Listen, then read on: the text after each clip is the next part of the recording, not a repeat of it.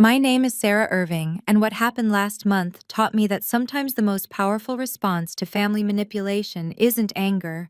It's a perfectly executed legal transaction. You know that feeling when your parents call you selfish for keeping something that's rightfully yours? When they demand you sacrifice everything for the golden child who already has it all? That's exactly what mine did when they discovered I'd inherited my grandmother's $750,000 house. They didn't just ask me to share. They brought a realtor to force the sale, threatening to disown me if I didn't comply. But what they didn't know was that I'd already sold it 3 days earlier to someone they'd never expect. When they saw who was standing in that house, my mother actually screamed. Before I tell you how my sister's own CEO became my secret weapon, please take a moment to like and subscribe, but only if stories about standing up to family pressure resonate with you. I'd love to know where you're watching from and what time it is there. Are you a night owl like me, or catching this with your morning coffee? Now let me take you back to where this all started. Growing up as the older daughter should have meant something, right? In most families, maybe. But in the Irving household, I learned early that birth order meant nothing compared to who could charm their way into our parents' hearts. And that person was always Melissa. While I was taking the bus to public school at 7 in the morning, my parents drove Melissa to Preston Academy, the private school that cost more than most people's annual salary. Sarah's independent, Mom would say. She doesn't need what Melissa needs. Translation: Sarah doesn't deserve what Melissa deserves. I remember sitting at the kitchen table showing Dad my straight-A report card. He glanced at it for maybe 2 seconds before asking, "Did you see Melissa's art project? She got selected for the district showcase." My perfect grades were expected. Melissa's every achievement was a miracle worthy of celebration. Ballet lessons, violin tutors, summer camps in Europe, Melissa got them all. When I asked to join the school debate team, which required a $200 fee, Dad said we needed to prioritize spending. That same week, they bought Melissa a $3,000 MacBook for her creative pursuits. But there was one person who saw through it all: Grandma Eleanor. While my parents fawned over Melissa's rehearsals and recitals, Grandma would quietly slip into my room. "How's my brilliant girl?" she'd ask, genuinely interested in my robotics club projects and my part-time job at the library. "Why do they love her more, Grandma?" I asked one night when I was 16, after my parents missed my National Honor Society induction to attend Melissa's dance recital. She pulled me close, her lavender perfume wrapping around me like armor. "They don't love her more, sweetheart. They love themselves more, and Melissa reflects what they wish they were. You, my dear Sarah, reflect who they actually are: hardworking, practical, unadorned, and that terrifies them." I built my life on those words. While Melissa floated through college on our parents' dime, I worked 3 jobs to pay my way through state school. While she found herself through 6 changed majors, I graduated with honors in accounting. Boring? Maybe. Practical? Absolutely. The day I got my CPA license, Grandma was the only one who came to celebrate. My parents were in Cabo, celebrating Melissa's engagement to a man she'd known for 3 months. The engagement that would end 4 months later, naturally. You'd think after years of being overlooked, I'd get used to it. But some moments cut deeper than others, leaving scars that remind you exactly where you stand in your family's hierarchy. My 25th birthday fell on a Saturday. I'd mentioned it casually a few times, nothing pushy, just hoping for maybe a dinner together.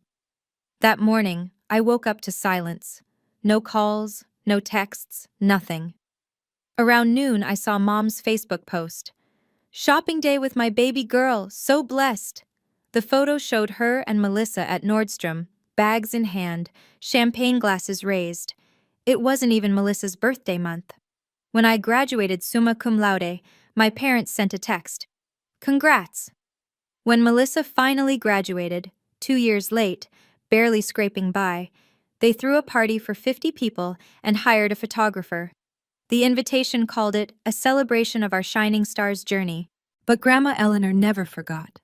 Every achievement, every milestone, every small victory, she celebrated them all. She'd show up at my apartment with homemade lasagna when I passed my CPA exam. She framed my first business card.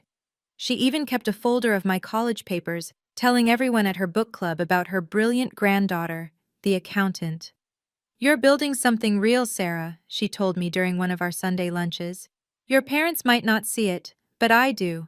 And someday when I'm gone, you'll have more than just my love to remember me by."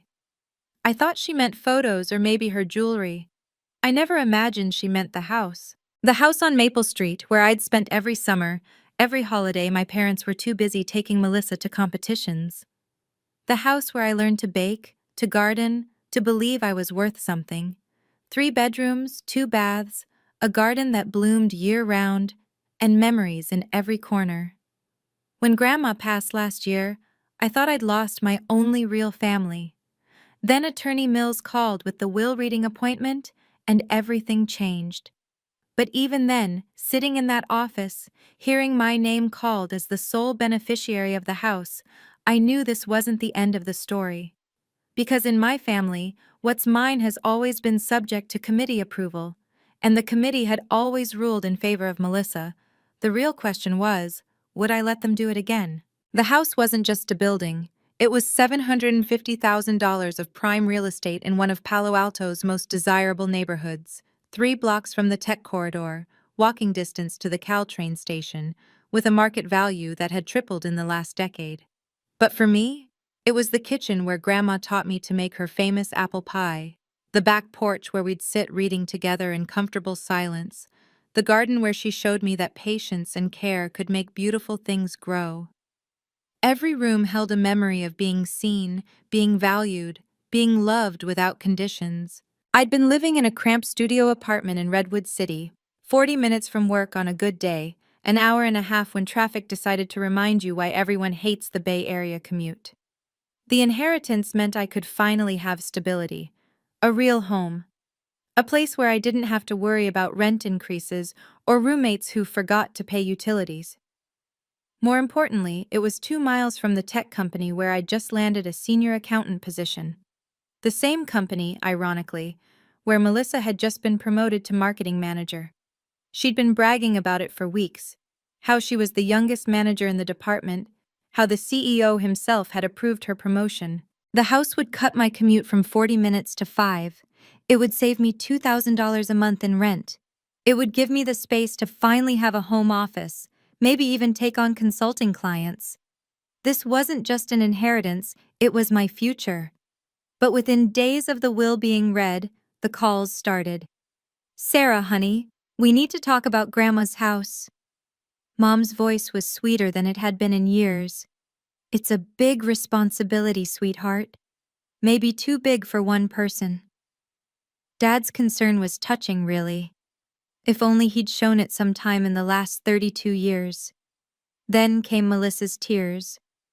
"I'm not saying you should give it to me, but maybe we could share? Or you could sell and we could split it? I mean, you already have a place to live. A studio apartment with black mold and a landlord who considered hot water optional. But sure, I already had a place."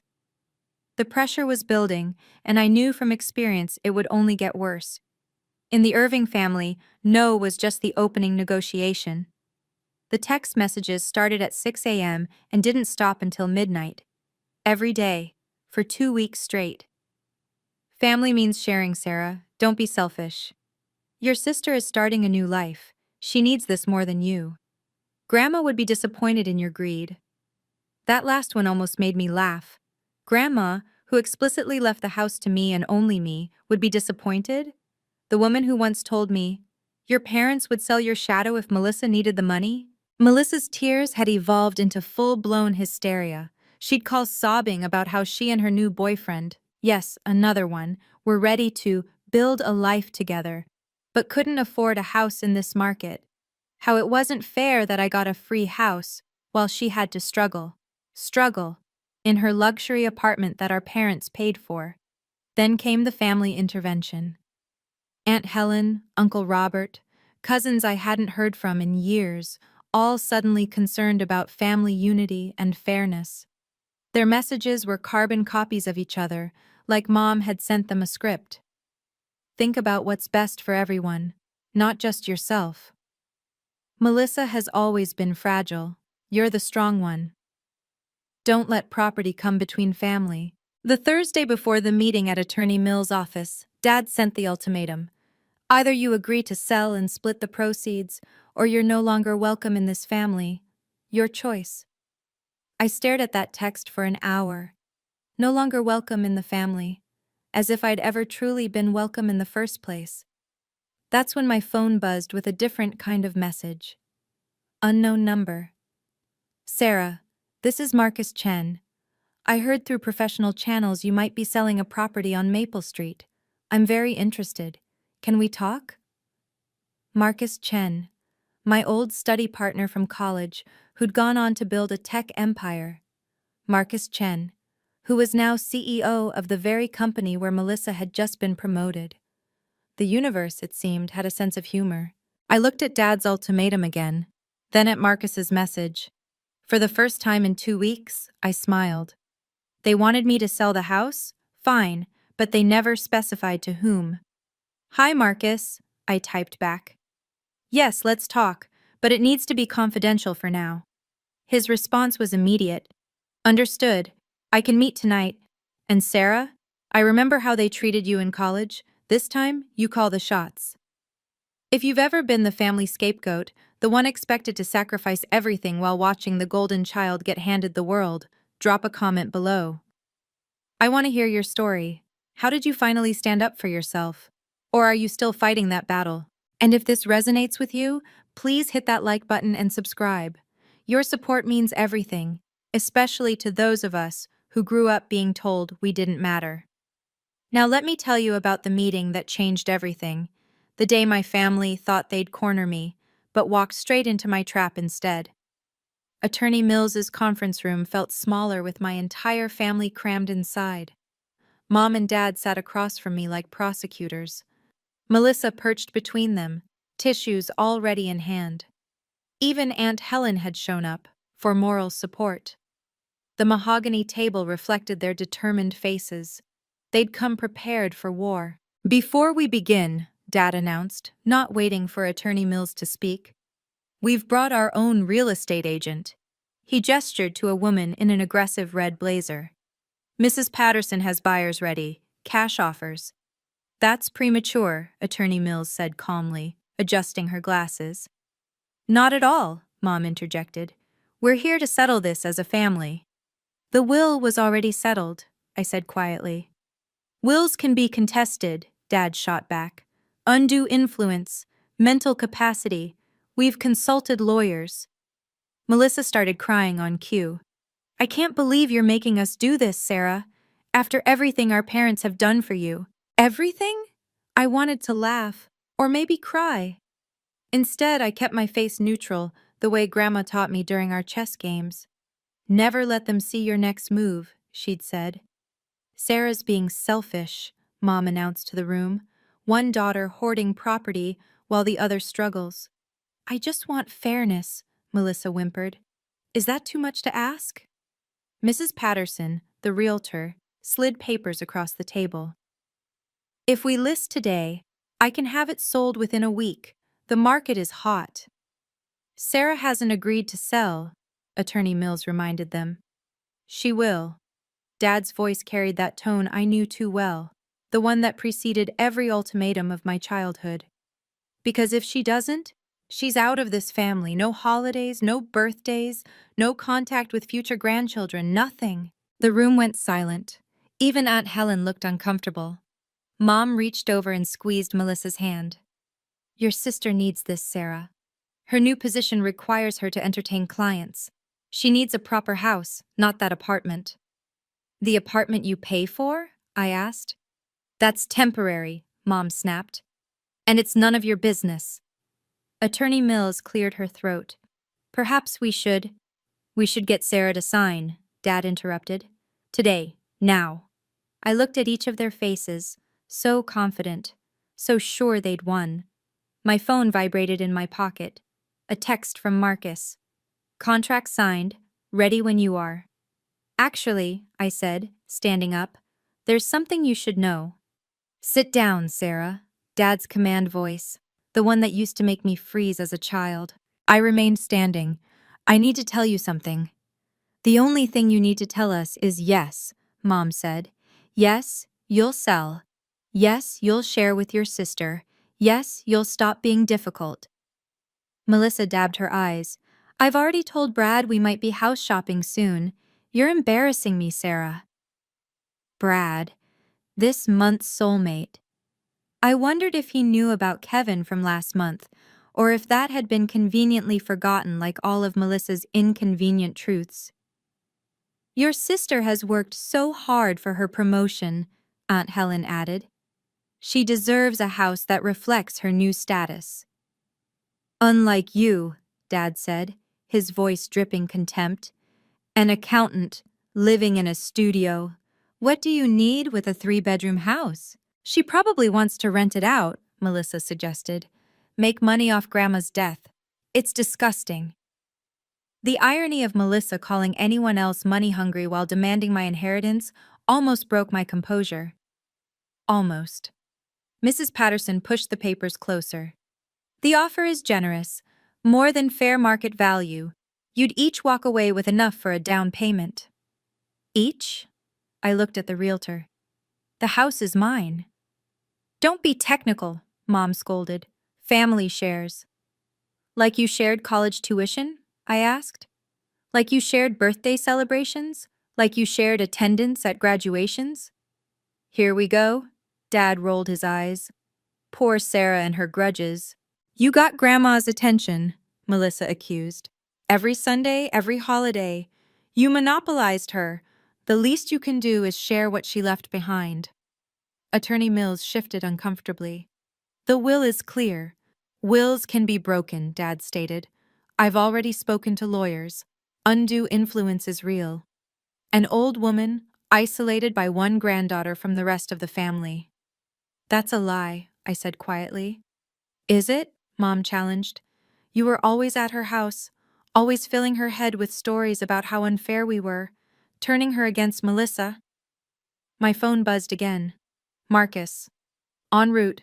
ETA 15 minutes. I looked at my family. These people who shared my DNA but had never shared my struggles, who demanded everything while offering nothing. Who saw my inheritance not as Grandma's final gift, but as their entitlement. You want the house? I asked. Fine, let's go see it. The room erupted in suspicious murmurs. Dad's eyes narrowed. What are you playing at? No games, I said, checking my phone. But if we're doing this, let's do it at the house. You should see what you're so desperate to take. It's not taking if it's family, Mom corrected, already gathering her purse. Attorney Mills stood. I should mention that any decisions about the property will be made today, Dad cut her off. We're done waiting. The convoy to Maple Street felt like a funeral procession.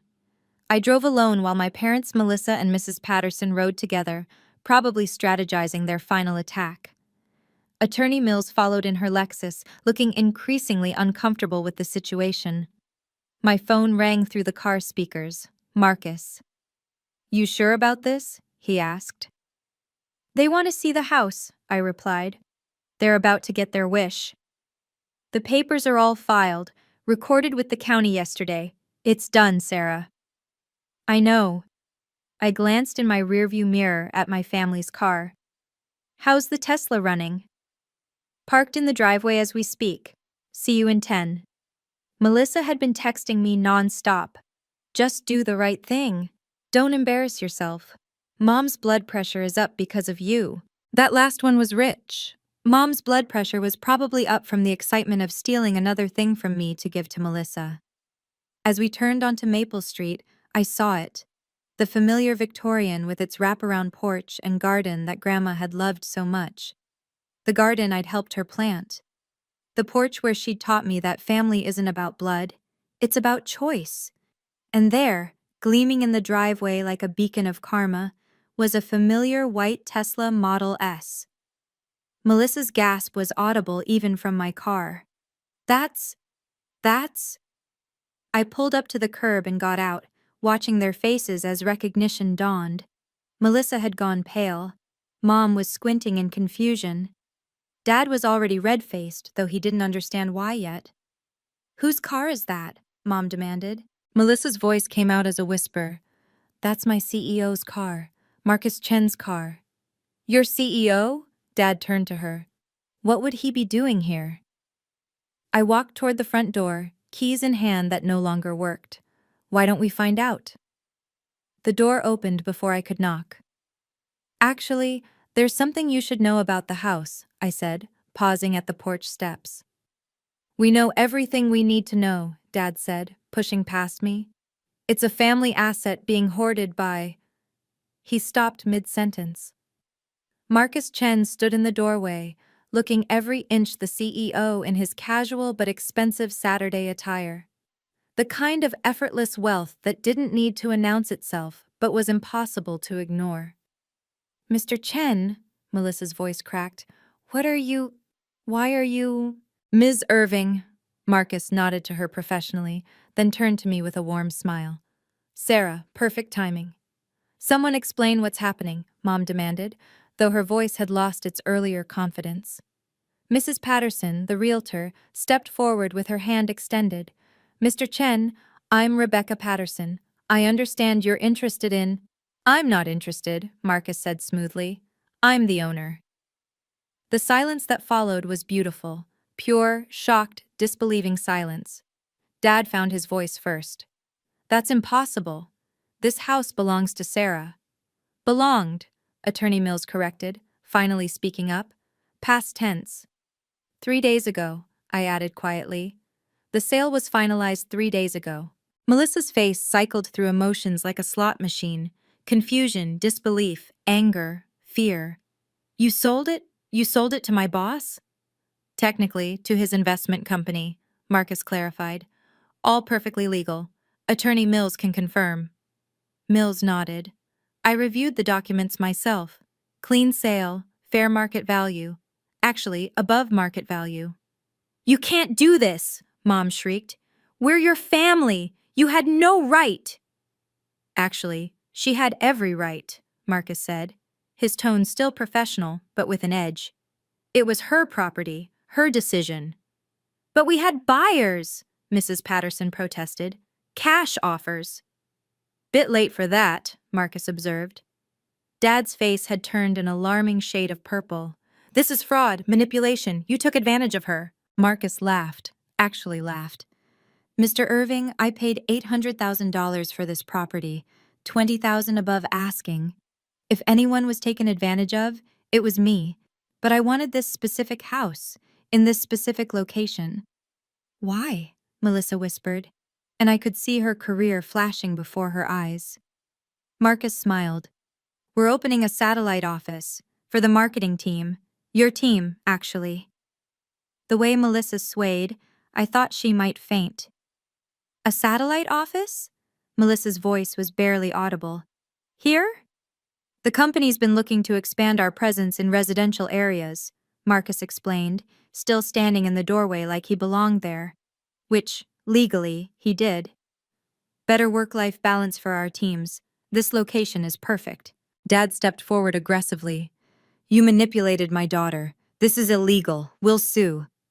"Which daughter?" Marcus asked innocently. "Because Sarah approached me with a clean offer. I paid above market value. Everything's documented." "You knew each other before," Mom accused. "This was planned."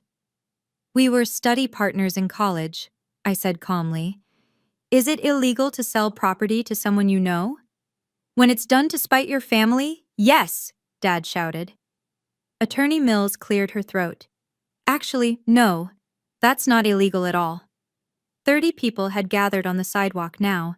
Neighbors Grandma had known for decades, watching the Irving family drama unfold like a live soap opera.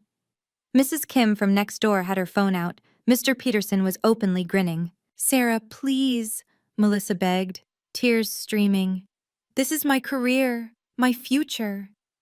"Your career is fine," Marcus assured her, "as long as you maintain professional standards." The threat was subtle but clear. Melissa caught it. Her tears stopped instantly. "You vindictive little—" Mom started toward me, but Attorney Mills stepped between us. I'd be very careful, Mrs. Irving. Assault charges won't help your situation. What situation? Dad demanded. We'll contest this sale. Undue influence, fraud, something.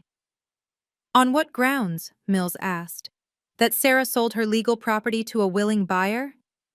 She did it to hurt Melissa, Mom cried.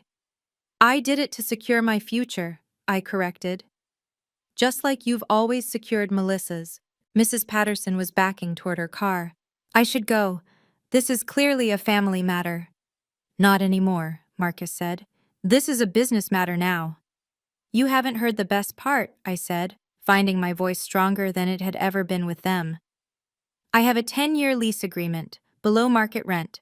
I'll be living here while you, I looked at Melissa, work here. Melissa made a sound like a wounded animal. You'll be here? Every day? Every single day, I confirmed.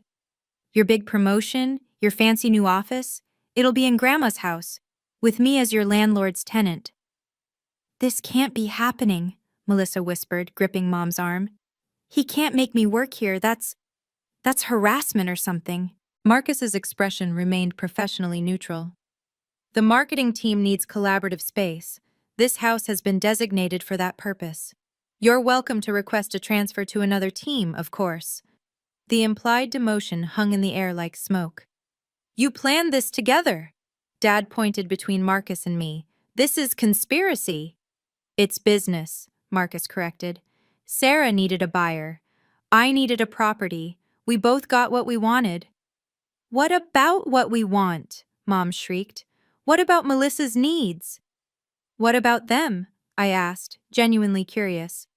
For 32 years, everything has been about Melissa's needs, her education, her hobbies, her dreams, her failures that you paid to fix. When was it ever about what I needed? You never needed anything, Dad shot back.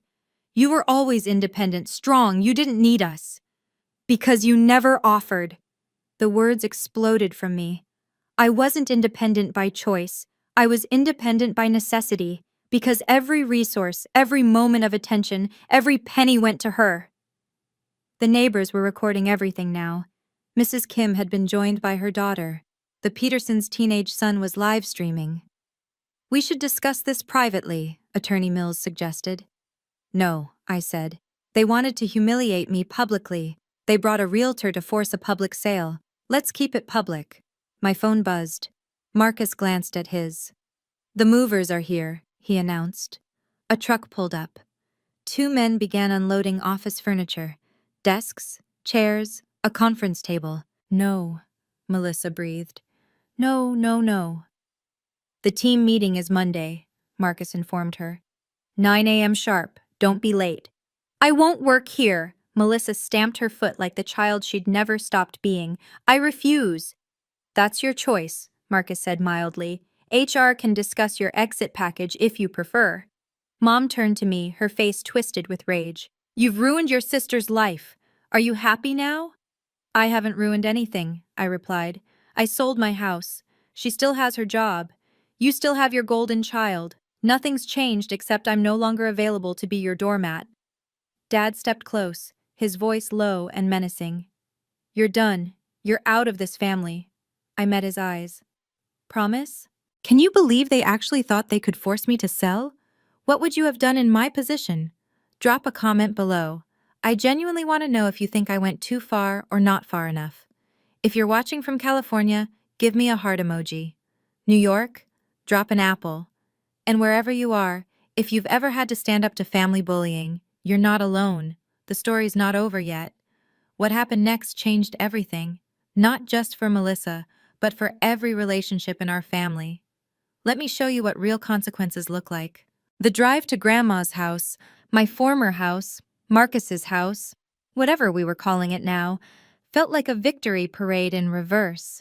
My family followed in their car, Mom probably ranting, Dad likely planning legal strategies, Melissa definitely catastrophizing about her career. I parked and walked to the front door, using my key one last time before remembering it no longer worked. The symbolism wasn't lost on me. More neighbors had gathered. Word traveled fast in this neighborhood where nothing exciting ever happened. Mrs. Chen from 3 houses down called out, "Eleanor would be so proud of you, Sarah." That stopped my mother cold. Proud? Of this betrayal? Of her granddaughter finally standing up for herself, Mrs. Chen shot back. We all knew how you treated her. Eleanor told us everything. The revelation that Grandma's neighbors knew our family secrets made Mom's face cycle through several shades of red. Marcus had moved onto the porch, surveying his new property with satisfaction. The movers continued unloading furniture. A desk went past that probably cost more than my monthly rent. That's when I noticed the Tesla wasn't alone anymore. 3 more cars had arrived, all expensive, all belonging to people I recognized from LinkedIn photos. Marcus's leadership team. "What is this?" Melissa demanded, recognizing her department head getting out of a BMW. "Site inspection," Marcus explained. "We're planning the layout. Your workspace will be in the front room, Melissa, the one with the bay window." Grandma's reading room, where she'd spent countless hours with her books and her tea, watching the street, waving at neighbors. Now it would be Melissa's office, where she'd have to see me coming and going every single day. "That's," Melissa started, then stopped. What could she say? That it was inappropriate? Unfair? Rich, coming from her. Her department head, Jennifer Wu, walked over. "Melissa, didn't expect to see you here. Getting a preview of the new space?" Melissa's mouth opened and closed like a fish. Yes, just looking." "Sarah," Jennifer noticed me, extending her hand. "Marcus mentioned you're our residential tenant. How wonderful that you'll be staying in your grandmother's house." "You know each other?" Mom asked suspiciously. "We met at the company holiday party," Jennifer explained. "Sarah did some consulting work for our finance department last year. Brilliant work on the tax restructuring." Another secret revealed. I'd been consulting for Marcus's company for months, building relationships, proving my worth in ways that had nothing to do with family connections. "You've been planning this," Dad said, the full realization hitting him. "This whole thing. You've been planning to humiliate us." "No," I said simply. "I've been planning to survive you." Marcus stepped forward, and the entire street seemed to hold its breath. Even the movers paused, sensing the tension. "Mr. and Mrs. Irving," he began, his CEO voice carrying across the yard. "Let me be crystal clear about what's happened here. 3 days ago, Sarah Irving sold me this property for $800,000. The sale is complete, filed with the county, and irreversible." "You took advantage," Dad started. "I took advantage of a fair market opportunity," Marcus cut him off. "Sarah needed a buyer who would respect her attachment to this property. I needed a location for our satellite office. We both won." "And Melissa?" Mom's voice cracked. "What about our daughter?" "Which one?" Marcus asked pointedly. "Because from what I've observed, you only seem concerned about one of them." Melissa stepped forward, mascara running. "Mr. Chen, please, this is my family, my sister. Can't we work something out?" "We have," he said. "You'll report here Monday for team meetings. Sarah will be residing upstairs per our lease agreement. You'll maintain professional boundaries. Any harassment of our tenant will result in immediate termination." "Harassment?" Melissa gasped. "She's my sister." "Who you tried to force out of her inheritance," Jennifer Wu added, clearly having been briefed. "That ends now." The neighbors were eating this up. Mr. Peterson actually had popcorn. Where did he even get popcorn? "This is extortion," Dad sputtered. Attorney Mills, who'd been silent, finally spoke. "Actually, it's consequences. Something your family seems unfamiliar with." "Janet!" Mom gasped. "You're supposed to be neutral." "I am neutral," Mills replied. "I'm also honest. Your mother, Mrs. Irving, specifically excluded you from any decision-making about this property. She told me, and I quote, 'Linda and Robert will try to take this from Sarah. Don't let them.'" The silence was deafening. "Grandma said that?" I asked, my voice small. Mills nodded. "She knew exactly what she was doing. She also knew Sarah would need protection from family pressure. That's why she insisted on the specific language in the will. No sharing clauses, no family override provisions. Just Sarah. She turned our mother against us, Mom accused. No, Mrs. Kim called out. Eleanor saw who you really were. We all did. The way you'd parade Melissa around while Sarah walked behind. The birthday parties you threw for one daughter while forgetting the other existed. That's private family business, Dad roared. Not when you're screaming on my new lawn, Marcus observed. Which, by the way, you're trespassing on. Unless Sarah invites you in, you need to leave. Everyone turned to look at me. My family, the neighbors, Marcus, his team, waiting for my decision. The sale is legal, Attorney Mills continued, pulling documents from her briefcase. Here's the deed transfer, filed with Santa Clara County 3 days ago. The title search, clean. The purchase agreement, signed and notarized. Every single document is in order. She spread them on the hood of her Lexus like evidence in a court case. Sarah had full legal right to sell, Mills continued. No liens, no encumbrances, no other claims. Your threats of contesting the will? Empty. The statute of limitations for undue influence claims requires proof of manipulation at the time of signing. Eleanor was evaluated by 2 separate physicians before finalizing her will. Both confirmed she was of sound mind. You knew about this? Dad accused Mills. I knew Sarah was considering a sale. It's not my job to inform you of her legal decisions. But family, Mom started.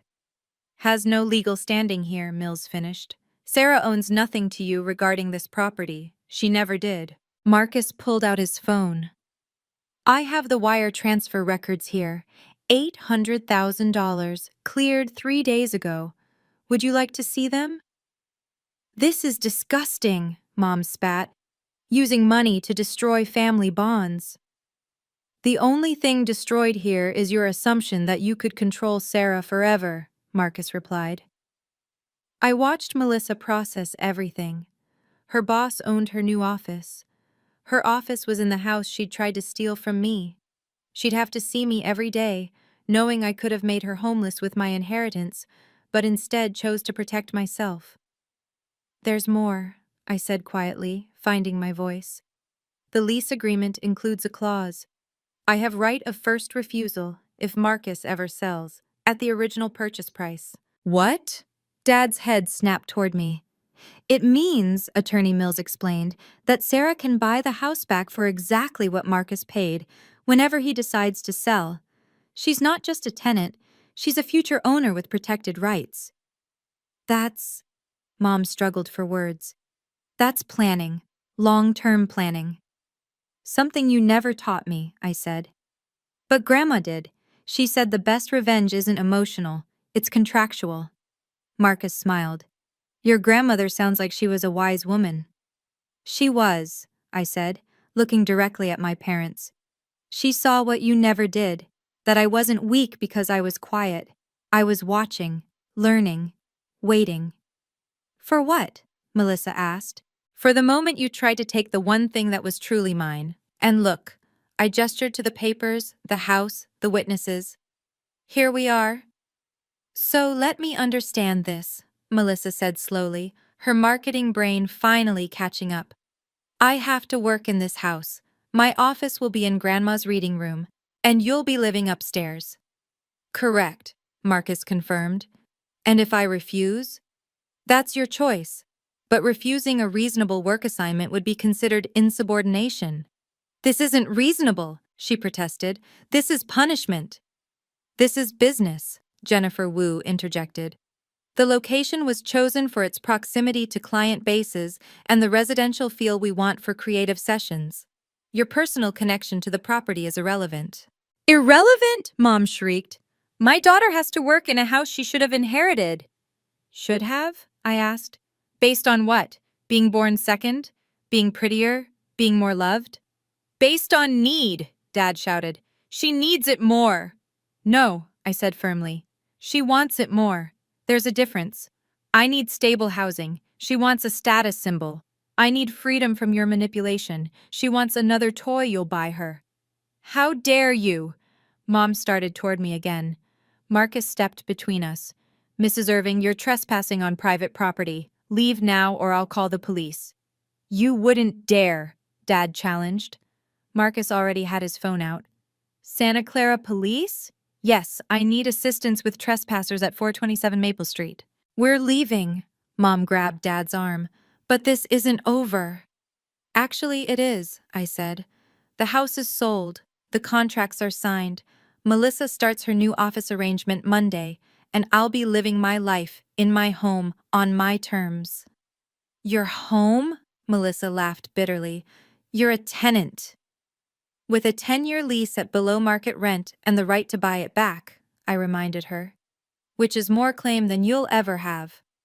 The police cruiser rounded the corner, lights off but visible. My parents backed toward their car. "You've chosen strangers over family," Mom said, her final shot. "No," I corrected. "I've chosen myself over people who never chose me." "This is all your fault," Melissa hissed at me. "When Mr. Chen gets tired of his little game, when you're alone with no family, remember you did this." "I'll remember," I promised. "Every morning when I wake up in my grandmother's house, every evening when I tend her garden, every time I don't have to beg for scraps of respect from people who should have loved me equally." They left then, Mom crying dramatically, Dad red-faced and muttering about lawyers, Melissa silent and shell-shocked. The aftermath was swift and brutal. Within an hour, Mom had posted on Facebook, "Heartbroken. When money matters more than mother's love, some daughters are just born cruel." Aunt Helen called me 15 minutes later. "Sarah, what really happened? Your mom's saying you sold the house to spite them." "I sold my house to someone who offered above market value," I said simply. "The fact that he happens to be Melissa's CEO is just coincidence." Helen laughed. Actually, laughed. "Coincidence my ass. Good for you, kid. Your grandma would be cackling." The family group chat exploded, cousins picking sides, uncles threatening legal action they couldn't afford, aunts clutching pearls they didn't own. But the best part? The neighbors group chat that Mrs. Kim added me to. Finally, someone stood up to those horrible people. Eleanor always said Sarah was the smart one. "Did you see Robert's face? Priceless. Linda's been telling everyone for years how successful Melissa is. Bet she won't mention her new office location." Monday morning arrived like Christmas. I woke up in my grandmother's bed, in my grandmother's house, and made coffee in my grandmother's kitchen. At 8:45 a.m., cars started arriving. Melissa's car pulled up at 8:58. She sat in it for 5 full minutes, probably giving herself a pep talk.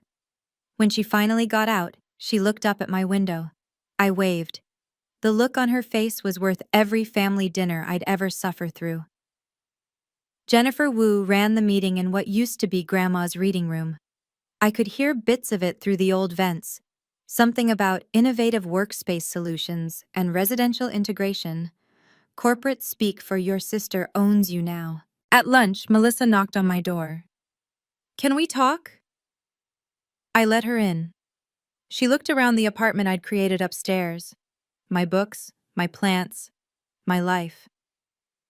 "This isn't fair," she said quietly. "What isn't?" "You living here, me working here. It's psychological torture." "It's consequences," I corrected. "You tried to take my inheritance. Now you work in it." "I'm your sister." "Yes," I agreed. "And that should have meant something to you before you tried to rob me." She left without another word. That evening Marcus called. "How was day 1? "Educational," I said. "For everyone." "No regrets?" I looked around Grandma's kitchen, at her china still in the cabinets, her apron still on its hook. Not a single one. 3 months later, the new normal had settled in like sediment in still water. Melissa arrived every morning at exactly 9 a.m., never earlier, never later. She'd park in the designated employee section Marcus had marked out, gather her things with robotic precision, and walk past my door without ever looking up. The house had transformed. Downstairs was all business, sleek computers, whiteboards, the constant hum of productivity. Upstairs remained Grandma's sanctuary, my sanctuary, untouched by corporate ambition. Your parents called again, Marcus told me during one of our monthly check-ins. They're offering to buy the house from me, double what I paid. And? I told them the property isn't for sale. Your father used some colorful language. Sounds about right. The real change was in Melissa. Without our parents' constant reinforcement, without their money cushioning every fall, she was struggling. Her work was mediocre, her ideas uninspired. Jennifer Wu had put her on a performance improvement plan. She's never had to actually work before, Jennifer confided during a chance meeting in the garden. Your parents' connections got her the job, but connections don't write marketing strategies. The family had fractured completely. Thanksgiving passed without a word. Christmas, too. Mom sent one text. "You're missing Melissa's engagement party." Brad apparently had proposed. Or maybe it was Blake. I'd stopped keeping track. But here's what I gained. Peace. Mornings with coffee in Grandma's garden. Evenings with books in her reading chair. After business hours, of course. Weekends tending the roses she'd planted. The ones that bloomed despite neglect. Despite harsh weather. Despite everything. You know what Grandma told me once? I said to Marcus during a property walkthrough. She said the Irving family was like a garden where only one type of flower was allowed to bloom. Everything else got cut down or pulled out. And now? Now I'm growing wild. The financial security helped too. Between my accounting job, consulting work, and the money I saved on rent, I'd accumulated more savings in 3 months than in the previous 3 years. Meanwhile, Melissa was learning what life looked like without parental subsidies. Her luxury apartment was gone. The designer clothes, the expensive car, all downsized. "It's not fair," she'd complained to a coworker, not knowing I could hear through the vents. "She got everything." "Didn't she inherit it?" the coworker asked. "That's not the point." But it was exactly the point. I'd inherited what was mine, and for the first time in my life, I'd kept it. 6 months after the sale, I found myself in Grandma's garden at sunset, planting the last of the spring bulbs. The corporate buzz downstairs had ended hours ago. The house was mine again, filled with the kind of quiet Grandma used to say was good for the soul. My phone rang. "Mom, your sister lost her job today," she said without preamble. "I'm sorry to hear that," I said, and meant it. Despite everything, I took no pleasure in Melissa's failures. "This is your fault. The stress of working in that house, seeing you every day, it destroyed her performance." Her performance was her responsibility. Family helps family, Sarah. Family respects family, Mom. You taught me that. Just not the way you intended. She hung up. Marcus called an hour later. "Melissa's termination was performance-based, nothing to do with the property situation. I wanted you to hear that from me." "I know," I said. "I've heard her work calls through the vents. She was coasting on charm in a job that required substance." "You could have helped her," he suggested gently. "I could have," I agreed. But she never asked. She demanded, manipulated, cried, and threatened, but she never once just asked. That night, I found a box in Grandma's closet I'd missed before. Inside were letters, dozens of them, all addressed to me but never sent. I opened one at random. "My dearest Sarah, I watch them dim your light and it breaks my heart. But I see the fire in you they're trying to extinguish. It's not gone, just hidden. One day, you'll have the chance to let it burn bright. When that day comes, don't hesitate. Don't feel guilty. Take what's yours and build the life you deserve. All my love, Grandma." The date was 3 years ago. She'd been planning this even then. The house was quiet now without the daily office chaos. Marcus had moved the marketing team to a proper commercial space after Melissa's departure. He'd only needed the house for 6 months to make his point. But my lease remained ironclad. 10 years of security at a rate that would let me save, invest, build. "You won," Melissa had texted me that morning. "Happy?" "I'm free," I'd responded. "There's a difference." The garden bloomed around me as spring arrived in full force. Every plant Grandma had loved, every flower she'd tended, came back stronger than ever. The neighbors stopped by regularly now, sharing stories of Grandma I'd never heard, treating me like I belonged here. Because I did. Your parents are selling their house, Mrs. Kim mentioned over tea. Moving to Arizona, said something about starting fresh where no one knows their business. Running away. It's what they did best when reality didn't match their narrative. But I wasn't running anymore. I was planted here, in Grandma's house, in her garden, in the life she'd made possible for me. Not out of spite or revenge, but out of love. Self-love. The kind Grandma had tried to teach me.